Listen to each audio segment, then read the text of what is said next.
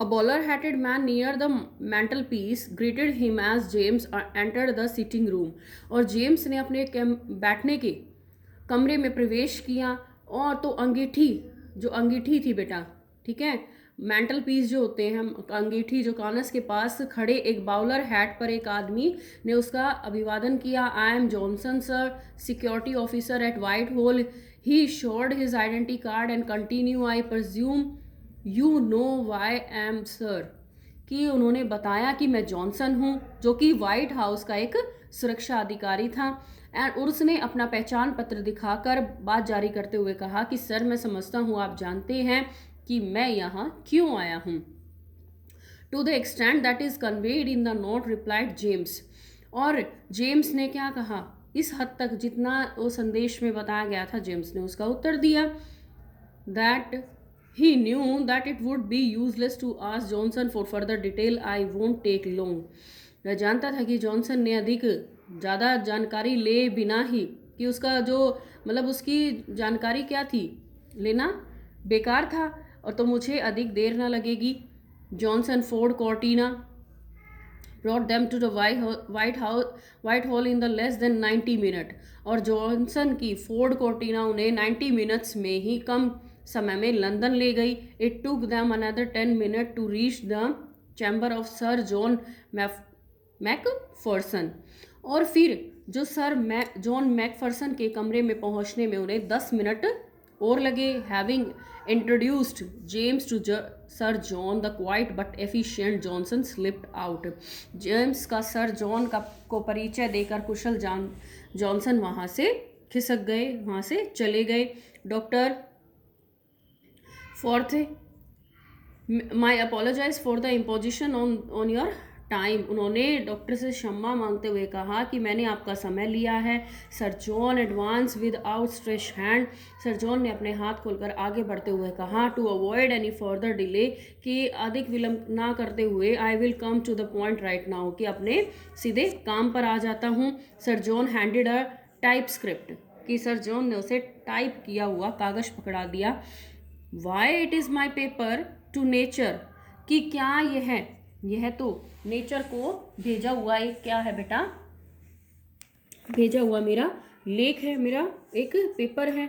How did you get this original manuscript, कि आपको ये जो लिखा हुआ था वो कैसे मिला,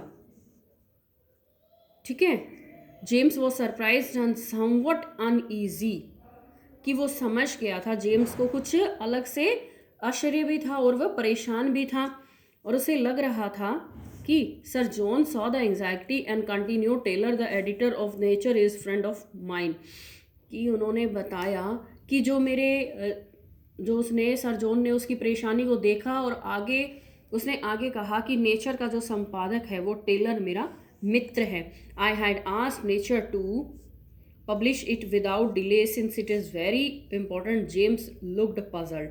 उसने ये कहा कि सर जॉन, क्या मैं जान सकता हूँ कि ये जो मैन्यूस्क्रिप्ट्स आपके हाथ कैसे लगी, ठीक है। और मैंने नेचर से कहा था कि उसे अविलंब छाप दे, ठीक है, प्रिंट कर दे, क्योंकि यह बहुत ही इम्पॉर्टेंट है।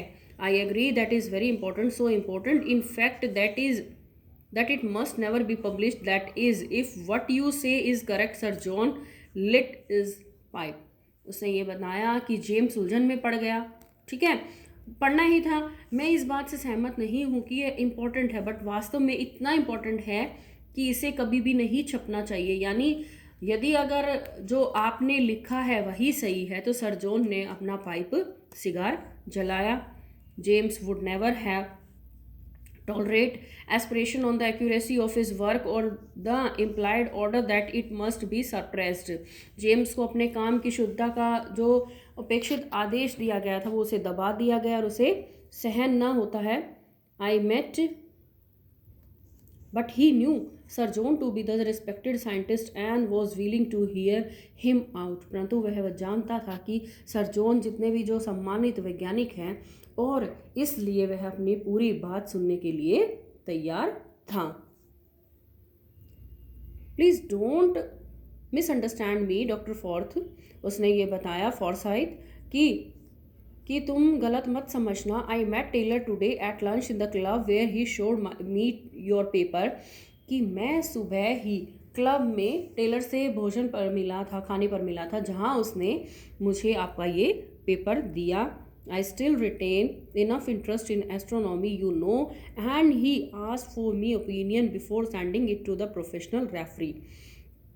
कि आप जानते हैं कि जो खगोल विज्ञान में अब भी मेरी पर्याप्त रुचि है, और उसने इसे पेशावर जो अभी निर्णायक के पास भेजने से पूर्व मेरी राय पूछी है। I immediately realise that your result has profound implication if it is correct. और मैंने तुरंत अनुभव किया है कि यदि आपकी गणना सही है तो इससे गंभीर परिणाम होंगे। लेट मी एश्योर यू कि मैं आपको विश्वास दिलाता हूँ sir John that is correct, कि सर जॉन यह सही है। I stake my reputation on it, कि मैं आपकी जो रेपुटेशन दाव पर नहीं लगा सकता हूँ। James could not contain himself any more, कि जेम्स अब स्वयं पर काबू नहीं रख सकता है। And do you realise what will happen if comet Datta collides with the earth as you predict it will. क्या आपने सोचा है कि यदि दत्ता धूमकेतु धरती से टकरा गया तो जैसा कि आपने भविष्यवाणी की थी कि उससे क्या परिणाम होंगे।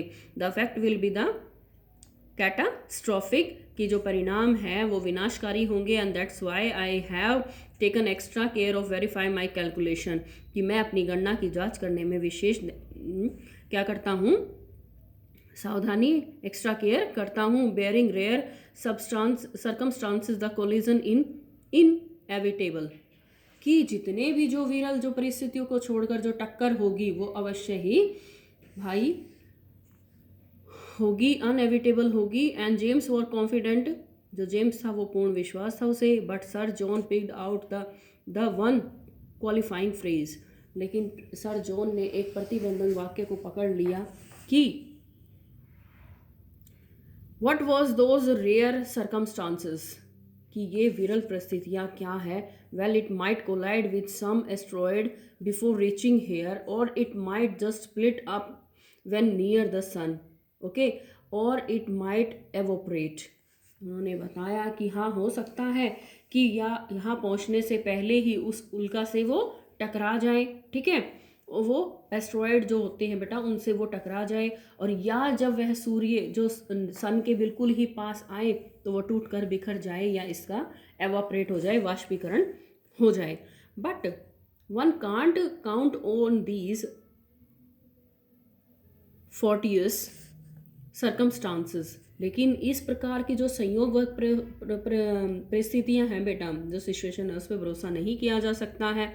We have to proceed on the assumption that comet Datta will collide with the earth, और हम इसी धारणा को लेकर चलते हैं जब दत्ता धूमकेतु धरती से टकराता है। Cometary collision are expected to occur once in 10 million year, और जो धूमकेतु है वो टक्कर 1 करोड़ वर्षों में एक बार होती है। But now we know that the next one will occur in a year, लेकिन हमें पता है कि अगली जो टक्कर है वो इस वर्ष में ही होगी। 10 months to be precise, interjected James, सही कहा, तो 10 मास में जेम्स में बीच में ही टोका।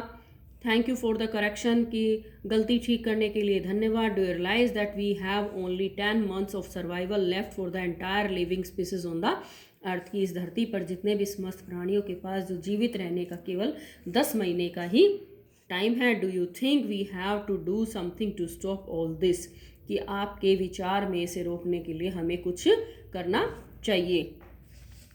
अ fleeting smile crossed James face, एक क्षणिक मुस्कान आई जेम्स के चेहरे पर आकर चली गई। Just like a civil servant, बिल्कुल सरकारी अधिकारी की भांति।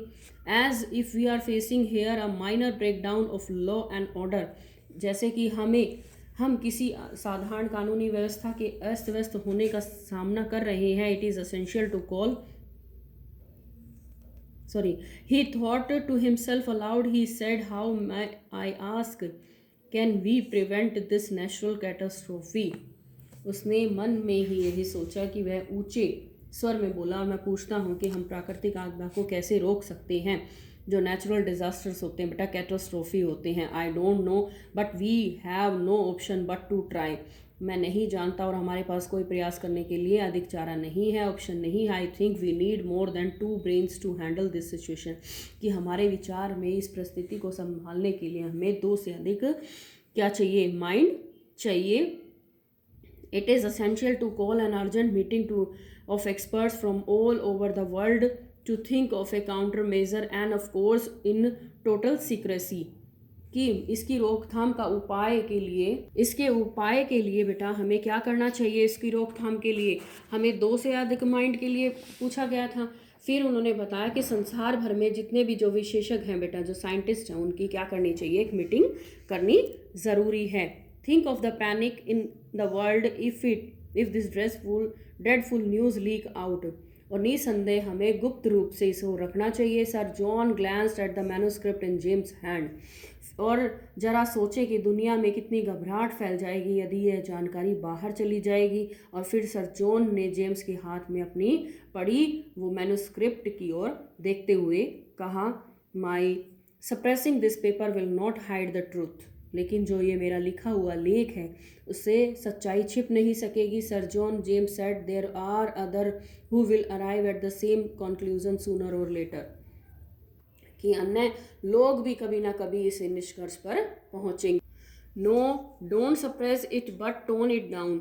उसने कहा नहीं छुपाओ मत, इसे छिपाओ मत, इसे हल्का बना दो। Add many ifs and buts to make your conclusion appear not too certain. परंतु जोड़ दो, मतलब इसमें क्या किया, इसमें यदि परंतु जोड़ दो जिससे लगे कि आपके निष्कर्ष निश्चित नहीं है। और I will exert all my influence with friend in other countries to make them exercise a similar restraint for a while। और मैं अपने अन्य देशों में अपने मित्रों पर अपना प्रभाव डालूंगा कि कुछ समय तक वे इसी प्रकार का संयम रखें। for how long, कि कब तक। until this wretched comet is safely out of the way, कि जब तक यह भागा जो धूमकेतु है बिना हानि पहुंचाए रास्ते से हट नहीं जाता। let's spend some time now to plan the detail of this international conference, कि अब हम कुछ समय तक इंटरनेशनल कॉन्फ्रेंस की योजना का ब्यौरा तैयार करने पर व्यतीत करते हैं। shall we call it in a week's time here, कि क्या हमें इसे एक सप्ताह के समय में बुला लेना चाहिए, यहाँ बुला ले। James a week to plan such as important secret conference of international experts, कि जेम्स के अनुसार एक वीक में इंटरनेशनल जितने भी विशेषज्ञ की एक ऐसी इम्पॉर्टेंट गुप्त कॉन्फ्रेंस होनी चाहिए, सीक्रेट कॉन्फ्रेंस की योजना बनाना एक असंभव काम था। James thought it an impossible task. Sir John ने इसे कहा कि ये बहुत ही मुश्किल है। बट सर जॉन डिसएग्री, लेकिन सर जॉन इससे सहमत नहीं थे। And begin to spell out detail, और उसे ब्यौरा देने लग गए। Thank you students, the chapter is completed बेटा।